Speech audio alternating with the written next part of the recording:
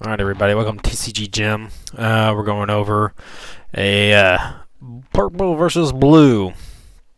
I'll be playing purple and showing you essentially how to win against blue the best you can with purple. Again, it's a bad matchup overall for purple, but we'll see how we go. But purple's on the play. Obviously, I have Onigashima, I have a Who's Who in hand. These are both really strong cards against blue, so it makes it pretty simple. And on being on 2 Dawn and actually being able to play something, which is your blocker. Now, if you're running a build with Sheep's Head, you can also be able to play that as well. But if you run X-Drake like I do, it's also not too bad. But being able to play something that's pretty strong. He swings for 5k. It's really early in the game, and it's important to defend early. These are the easy ones. Purple has a lot of bricks in there, no counter cards. So get the counters in when you can. Make them efficient, the 1-for-1 kind of deal there. That's a really good 3-drop, Sentamaru. So let's see, we're on 4 here. Now here's where a lot of people make mistakes. They're going to Who's Who. You don't do that. You go with the Onigashima. All right. The reason being, and right now there's taking some time because I'm obviously thinking about it and what the downsides would be. But you want to go with an Onigashima. The reason being is if you Who's Who here, you not ramping, but you are on top of not ramping. You're negging yourself 1. Looks like I jumped the gun a little too soon there before he drew his card. Yeah, he's going to get the Pacifista out. He's going to get value out of that card. But you have things to take care of Pacifistas. You have Kings, you have Brachial Bombers, and you have a Kaido. And yeah, he gets a little bit of value, but then you can just follow up with the Who's Who right afterwards. Alright, so let's see how he goes here. Alright, just fixing my Dawn. Make sure it looks all nice and neat. Alright, so he's on 5. Now, obviously he's going to activate that. He's got 2 open. Unlikely he's got 2 open. He's going to get his Pacifista out. So the thing's going through my mind at this point in time. Okay, he's got 2 open. What's he got? Love? No, he doesn't need Love. He wouldn't waste a Love. He's got a million cards in hand. He's probably going to drop some sort of a blocker, or maybe he swings for 7k. And these are things that kind of go through your head as they're going through the turn. Now you start thinking next turn ahead. Okay, if he's on 5 now, next turn's 7. What comes out in 7? All right. 7's a Don Flamingo Don Quixote. And let's see, what is it doing? And it does look like he's going to go ahead and 7. Perfect time. Now listen, I'm blocking, right? Why do I block? Because I get value out of my blocker, and the blocker just doesn't become something that gets bounced later, or, it becomes useless, and then I'll have to replay it, but more than likely it'll be hard to replay. So you get value out of your blockers when you can get value out of your blockers. Alright, now you're staring down the barrel of Pacifista and Sentamaru. You already know, get that 3 for the Who's Who there. You already know that Who's Who is getting played to get rid of that Sentamaru. But you're on a 3-4 split, not a whole lot you can do, right? So the question you have to ask yourself is, do you need a ramp? You don't have... so I got 2 jacks in hand, and that was page 1. Now the question you have to ask yourself is, like, do I play page 1 here? Like, do I want to? I don't particularly want to. I'm sitting here thinking about it. Like, do I play a jack to ramp a little bit? But I don't want to discard a card because I want the counter in hand. So you kind of you're stuck between a rock and a hard place. So you don't want to just plop it down because it's more than likely just going to get bounced. So and this is what I'm trying to decide right now. And so I go ahead and swing for the 5. Counters out of it, of course. But you do decide to go ahead and play a page 1 instead of a jack. Why? The reason why you do that is because it is a threat on the board. If he, for whatever reason, can't bounce it, like he can't use his leader ability. Croc can't use his leader ability right now, okay? And he can't hit it with a Monkey D Teach, because that's 3 or less. So you go with the 4-drop 6K body. The only thing he's hitting that is Don Flamingo. If he hits it with the Don Flamingo, he gets value. But essentially, you are just calling it out right now, going, you either have the Don Flamingo or you don't. Show me what you have. And unfortunately, you have to kind of do that at times to force your opponent to address stuff. Now, if he doesn't, that's really good. Swinging in there for 6K at me. Again, I'm still in the mindset of I want to defend. I get the counters in where I can get the counters in. I don't need rent. That's why I opt to go with 2 of those. Now, I don't want to give up my queen. See, the reason why I pitched those 2 jacks there, because I knew it was on the board. I knew it was only 6K from a Pacifista, right? Who's to say that it wasn't going to have like 3 or 4 Dawn behind it? Is it likely? Nope. Could it have been? Yes, and it would have put me at 3 life cards to 4 life cards instead of 4 life cards, 4 life cards. I wasn't going to play the jacks anyways, so I got value out of them when I could. Now, he's going to he plays tomorrow, get another Pacifista. I don't like that, but at the same time, it's going to take up 6 Dawn of his. So it's essentially his entire turn. He's got 1 left open. Was that 1/4? Could be, he already swang, so he doesn't have anything. So the only thing he can do is drop a blocker, and there's the blocker.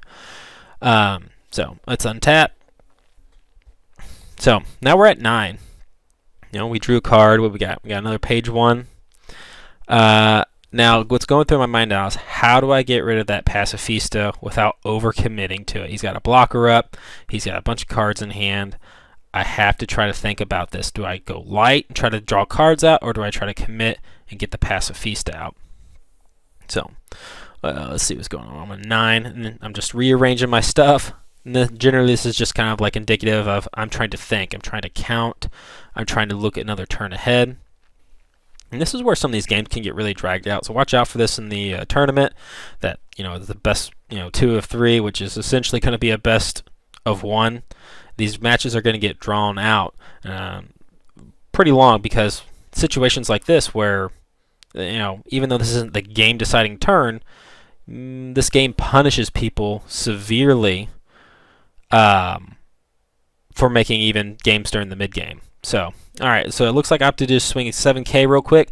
You see, and there's the blocker. I wanted to bait out the blocker. Had no other way to get rid of it at the time. So now I can kind of go, okay, what do I do now? I used 1 up.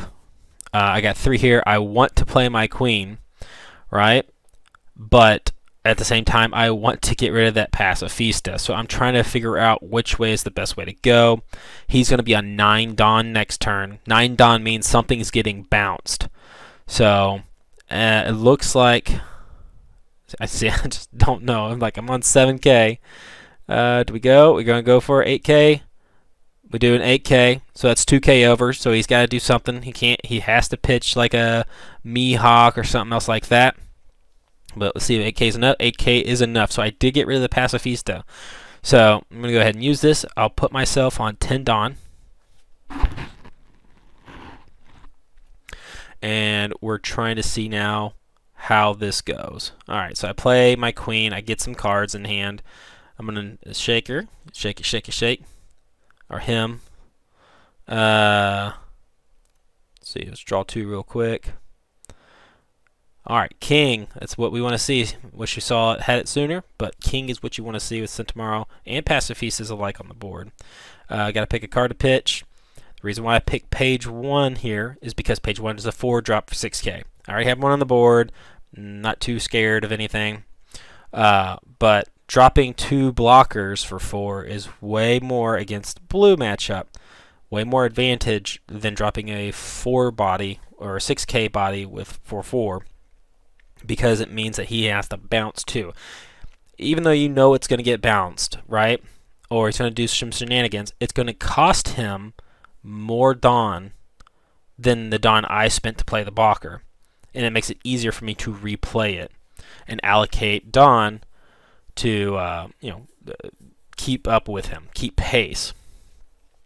Let's see what he's got here going on. So he's on 9 Don. So what we're worried about is Don Flamingo here. He tapped 5.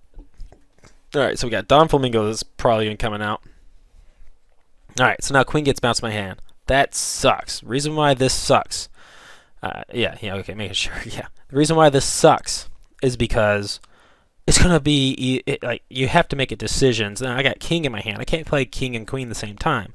If I draw into Kaido, Queen is just going to stay in my hand, so that bounce is super effective. Okay? Besides all the stuff that's on the table, obviously he clears up a blocker. He's going to have a big O shot right to the bow of page 1. So you can't you can't look at it on the surface and go, oh, he bounced my queen, I'll just get to draw some more cards. It's almost a removal spell, because 5 Dawn in this format is such a huge commitment that you might not get it played again. I mean, hopefully you draw a Kaido. Hopefully these things happen, because you want to play the Kaido, you want to blow up their stuff and swing in sideways, right? But and then look at the lucky rip. This is this hardly ever happens. Okay, you get the rip of the who's who with a very valuable target on the board, right? So it that does not happen too often, and when it does, it is massive.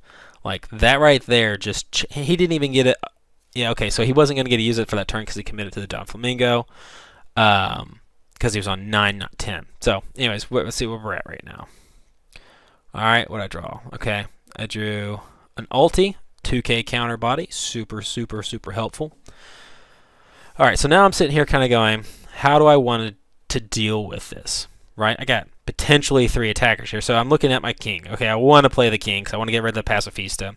So that's 6. I have 4 Dawn, right? 4 Dawn means I can have 3 5k attacks. He's got 5 cards in hand. I mean, it will help get the cards out for future turns. But what do I do here, right? And so he probably knows at this point I'm swinging just 5k at his face.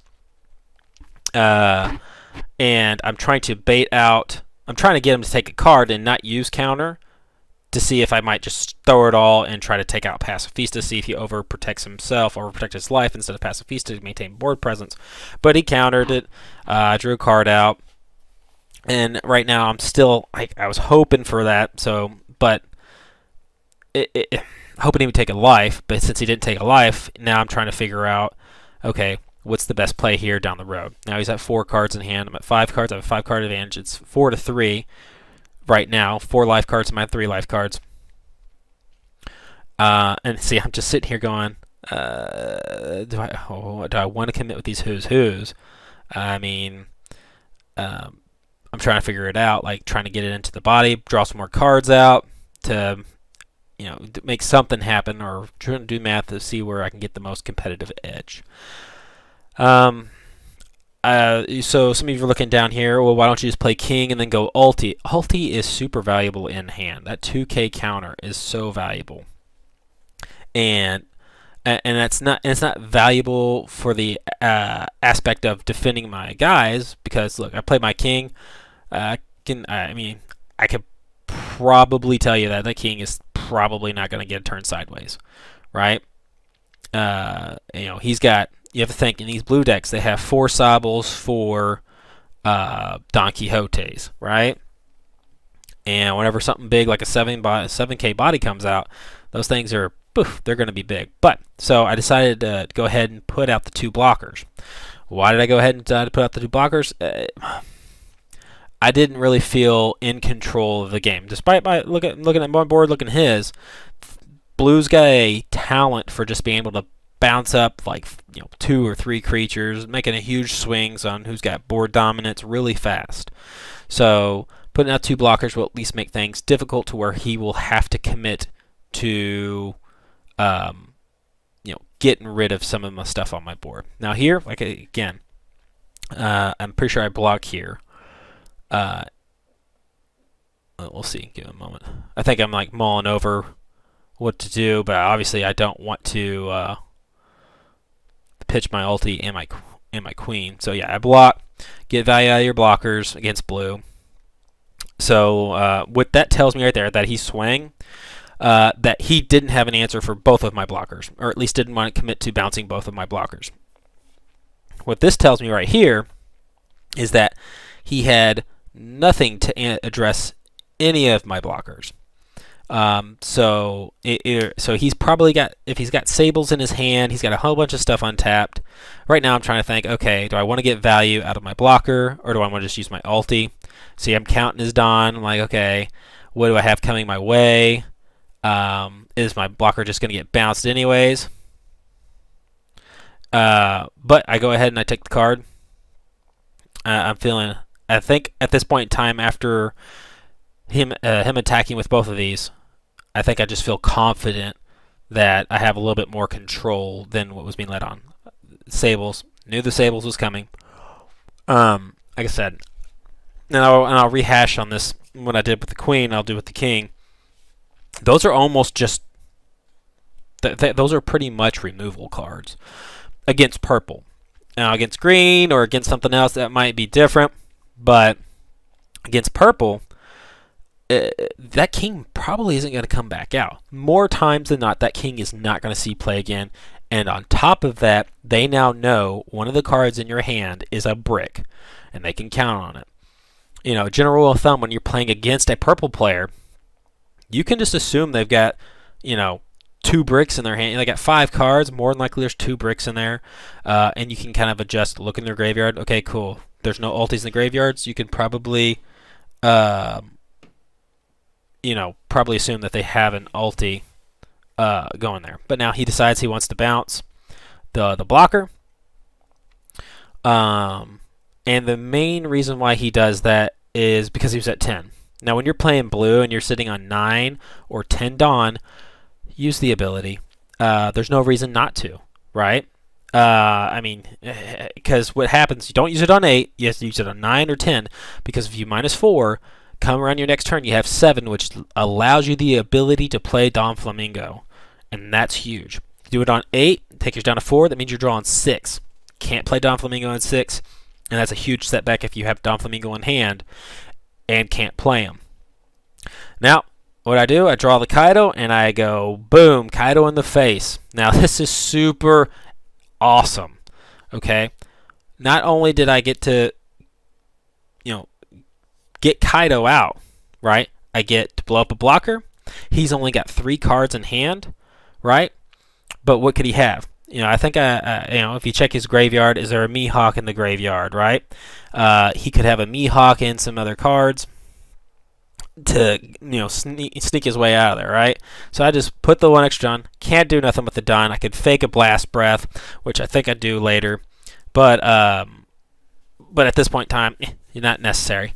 All right, so get in there for the, get rid of the Don Flamingo, which is a huge, huge momentum shift in the game. Getting rid of that Don Flamingo, and it's just opportune because he felt comfortable enough to swing with the Don Flamingo. He felt like he had a blocker up that he could defend against something, and again, he's probably in the position where he's like, okay, I need to force something. He either has the Kaido or he doesn't have the Kaido. Generally speaking, in purple, you don't hold the Kaido. You get Kaido down fast.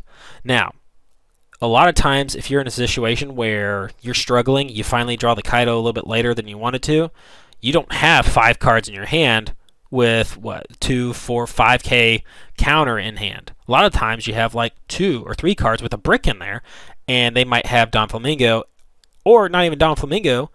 They might have just Alpha Strike with their leader, and that feels bad. So having 5k counter in hand, with when you don't have any blockers up or anything like that, feels really good. So let's see. He swings there, 7k, takes a card. Again, feeling pretty confident. I could have countered, but hey, drawing a card right at this point in time is not the biggest deal. I want to protect because he still has. The reason why I took that, right? 7k, he still has 6 Dawn open, 6 Dawn for an 11k swing. I could have used an ulti. Probably should have thought about that a little bit better instead of taking the card. So that's probably a play error on my part. because coming in 7k, that's what? An ulti and a jack. Gets value out of ulti, gets value out of jack. Leaves me with 1, 2, 2k. Yeah, which has still been enough to counter out of it. I guess maybe being overly cautious, but I would say that's probably a play error on my part. He goes in with a 5k. I get value out of the jack. Plays Sentomaro, and he goes for a Pacifista. Now, it's important to note every now and then when they play these Sentomaros, look for these Pacifistas, right? Count how many they've played, how much more value is going to get out of it. So if he's got one Pacifista left, yeah, it sucks getting a third Pacifista, but a 6k body is pretty dangerous. So whenever you're making decisions about what to get rid of, keep it in mind that he's only going to get X amount of value out of a Sentomaro. And once he's got the value, it's pretty much it. Now, let's see. All right, let's go ahead. I'll get the Dawn out. And now, whenever I usually do that towards like the end of the turn, or whenever I do a minus ability, but I'm probably trying to think right now. See, so he's on 8, so he's gonna be on 10 Dawn next turn. He's got that 5k body there. I'm only at 1 life card, so he's getting 2 hits in there. This is a pretty dangerous place to be at. So I gotta figure out a way to get him out. Now I have King in hand. I got a bunch of Dawn open, right? Now, and then I have 2 little bodies right there. Now, do I play King? Get rid of Sentomaro so he doesn't get another Pacifista out. But if I do that, that means he's going to have a 6k body on the field, right?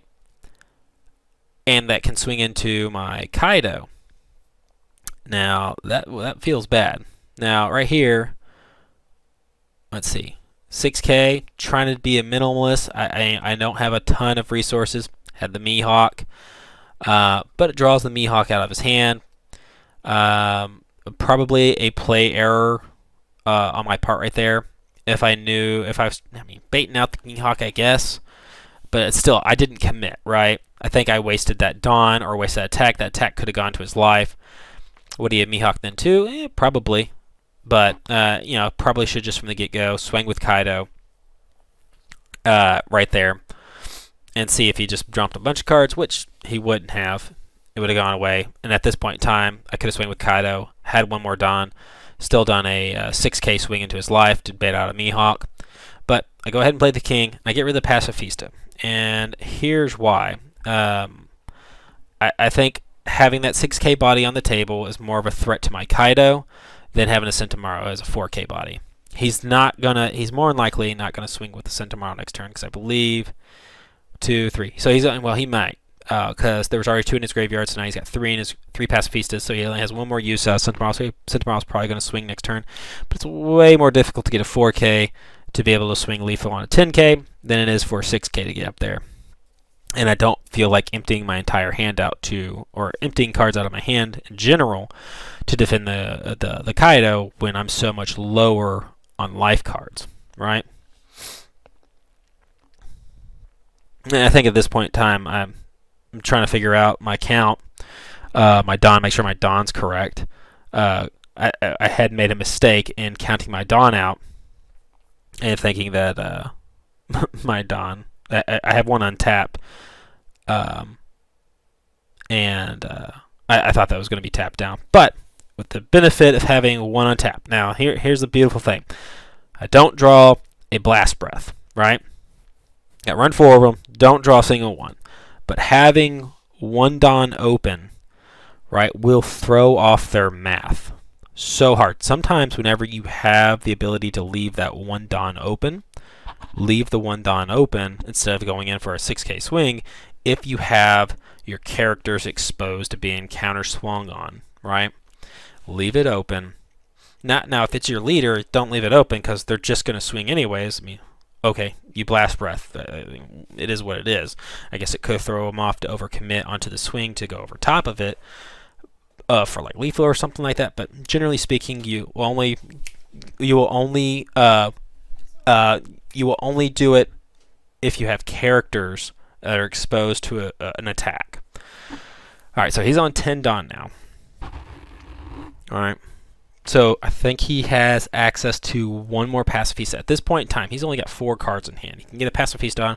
He needs to have a Don Flamingo to really swing this round. Now, this is the beautiful thing about purple, is that they have Big Boy Kaido, right? Big Boy Kaido just nothing deals with him except an Alpha Strike.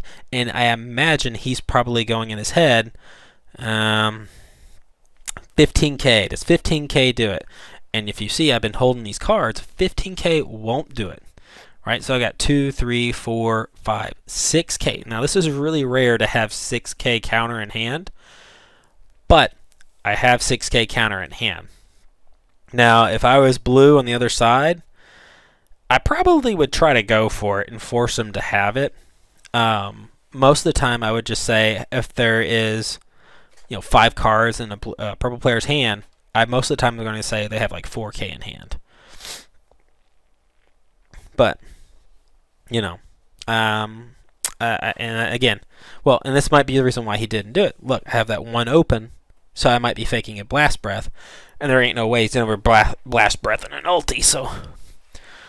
Alright, so he Pacifistas, gets one out, or Sentomaru's the Pacifista out. Let's see.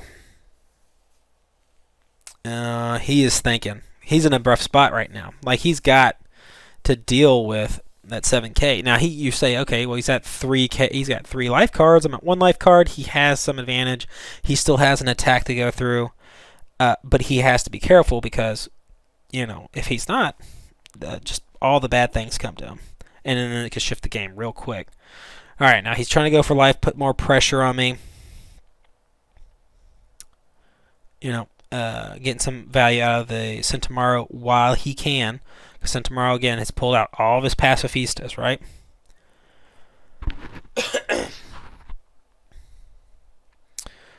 So, at this point in time, he put 2 Dawn on him. He's committed enough. He's got 6k swing. I can't take another life card. Right? If I take another life card in this position, I can't. He's not going to die on that swing, on the swing back, right? At least it's unlikely. So at this point in time, this turn, I find he's starting to swing. He's trying to do something, get some pressure on me. And at this point in time, I decide, okay, now it's time to dump my hand, and let's make something happen. Now I know, and there's the Sables. I know. Now, in this position, right?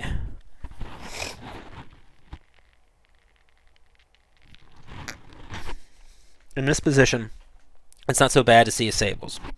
It sucks you don't have a 7k body to swing with, but essentially, you're going to untap. Unless you draw a Kaido, all it does is stall off return. So he played Sables, and he did not play Don Flamingo, which is huge. Sables is a good clutch card. But getting too many of them instead of the Don Flamingos, essentially you're spending 4 to bounce a guy.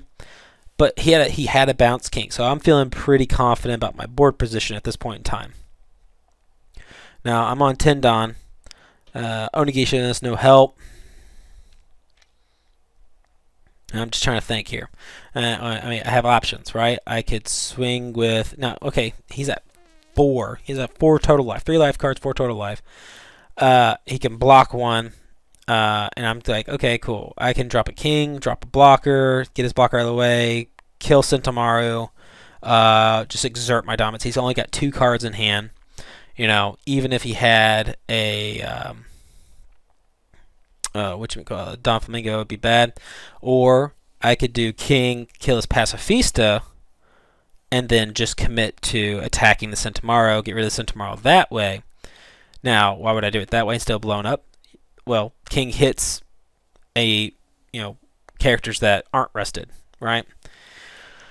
So right now, I'm just kind of working to see if I can get that Sentomaru, bait out the blocker. Let Sentomaru die, obviously. I'm not going for his life. Blocker on board for a while. Now at the same time, was it the best call for him? Maybe, maybe not. But we got the king out. Them. Now guess what? You do that because the blocker can't kill you. Well, I guess technically it could, but he would have to commit a ton of Dawn to it, and I guess you wouldn't feel too bad seeing that. Right? So, and I go swing with the Kaido. He blocks it. Now I gotta go, okay, do I want to take another swing in there, draw some cards out of his hand, or do I really want to lay on making sure I'm well protected and dropping a blocker? Because if you do, now you say well protected, how's that well protected? Well, drop the blocker. Now, if he wants to Sables it, he's got to tap 4, means he's going to only get 6. Now look what I did right here. I left one open because now I've stuck with the story that I have a Blast Breath in hand. I leave that one open because I faked before that I had the Blast Breath. Now he's going, there's a Queen and there is a Blast Breath in his hand. Because remember, that Queen's been in my hand. You know, he bounced that Queen. That's what I'm saying. It's practically a removal spell because Queen just never got played again. Because there was just other things in the flow of purple that came first. But anyways, you know, now I got a blocker. If he would say I didn't have that one open, that means he would have to tap 4 Sables or tap 7, right? I guess technically he kept 4 Sables or 4 Teach to bounce my blocker, and then would only get an 11k swing in towards Kaido, right? But if I didn't have Blast Breath, I could have just had ulti. Or something, or 2-1, or another, any other one drop. Obviously, I'm going to drop Queen and random 1k counter to save Kaido. So, let's see what it goes with here.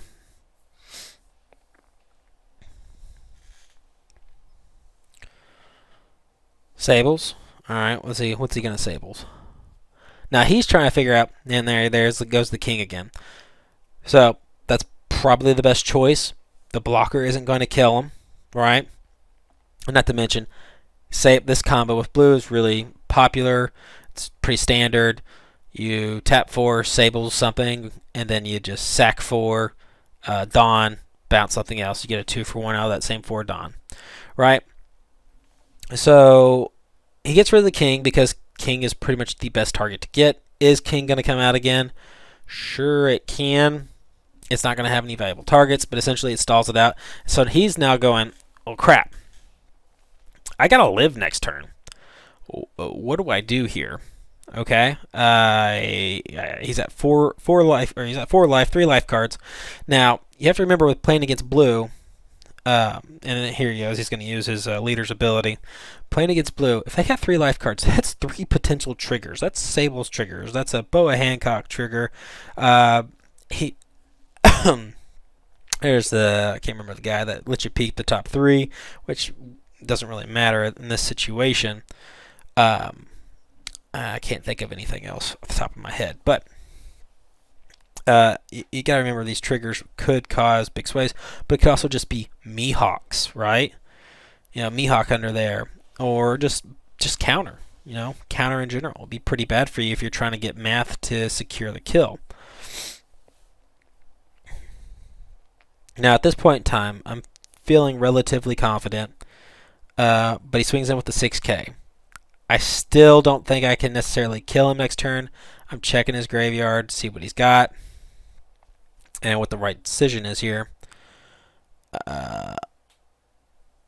You know, lots of bad things can happen. He's going to go on 8 Dawn next turn, so he can still, next turn, if I don't kill him. Now, he's also got 5 open.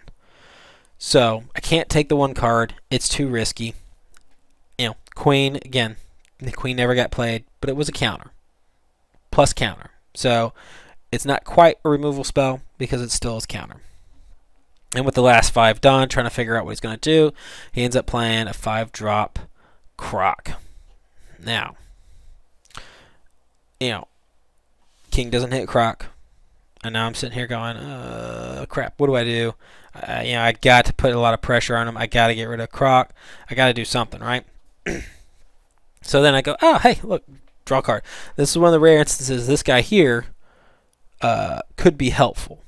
You know, late game, you don't have really a lot of choices. You don't have another Kaido in hand. Play him because you want to dig, right? I want to dig. I want to draw something. Tap your Onigashima for that -1. All right. Draw a card. Hey, there's a Kaido. right? That can open up next turn if he doesn't try to kill me or go for the kill.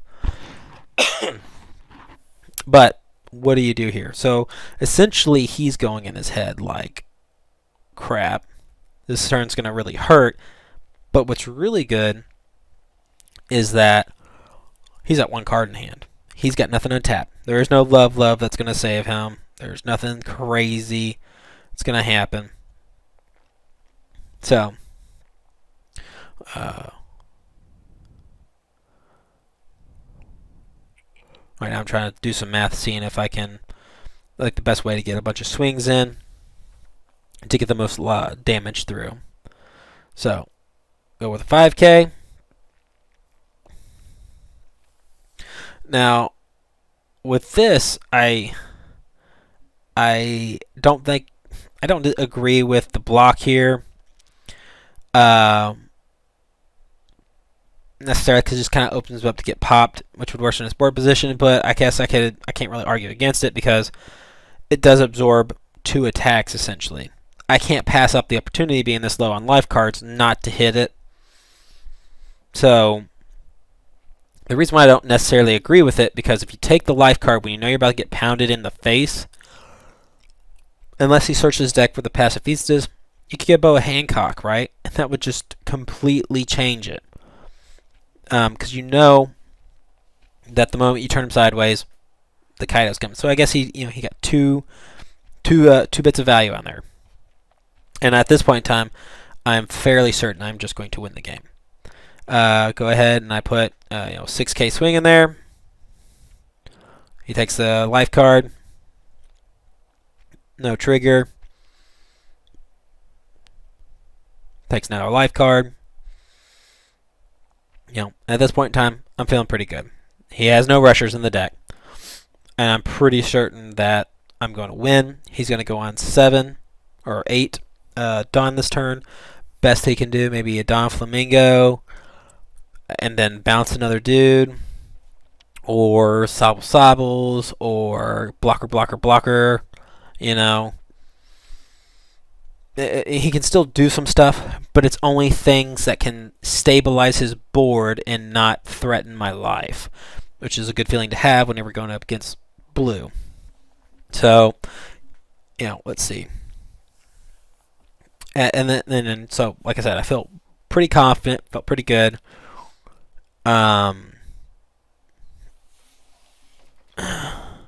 He's swinging 7K. I'm trying to just figure. I don't have. I guess he was trying to sit in there figuring out. So I quickly take the life card after he points where his attack is going. I feel, like I said, feel confident. I had no counter hand, no blockers, so at this point in time, I'm not worried. Plays it, see his top 3 cards, which is, again, super good signs. Unless he thinks he can live the next turn, which, he's got 4. He technically could drop, oh, there's a blocker. Drop 2 blockers then. Yep, there's just 2 blockers. But still, feeling really good about this. He's at 2, so I get 2 damage through. I got 5 guys on the board, which means he's got 1 card in hand, nothing untapped for love, so it could be a 2K counter. But with 1 Mihawk already used, it's possible. Unlikely, but possible. Now, right here, I'm just trying to do the math in my head. And again, these games get dragged out for some time, right? We're 40 minutes into this game. If you're doing best 2 out of 3s, remember, you gotta watch that because you'll run out of time, and this game 2 would never finish. Game 2 would just go to whoever wins this one. So make sure you put your times and thoughts into it. Now, I'm doing all this math. It's not a lot of math, but trying to think about, if I don't kill him, what happened? Am I going to overextend here, or underperform? Don't do the right thing. Now, I do Kaido, but why would I do Kaido? Because that means if I do Kaido, when it comes to a game of blockers, right? It doesn't matter if you have a 10K, the blocker still blocks the 10K. But if you have two 5Ks, you know, getting those extra swings in for swinging for at lethal, that's what you want to do. Now I could go with king, but again, I'm trying to see what the best situation is here. If I go with king, king's not a body that can swing, and it puts me in the same position where, you know, I get this Dawn that I can allocate. So now I'm trying to go, okay, what's the best way to allocate Dawn? You know, I'm hesitating. I'm like, okay, hold on a second. Is this right? Let me do the math again. I'm trying to secure the win here. So,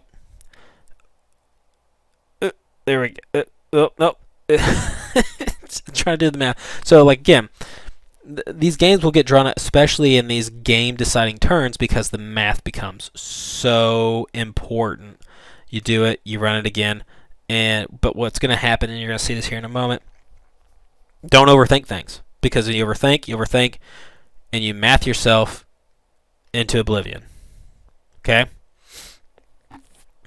At some point in time, I stopped doing math and go, well, I just got 5 bodies. So as long as I have 5 bodies, I'm good. And I allocated my Dawn incorrectly. So he countered out of 1. And I was like, oh, crap.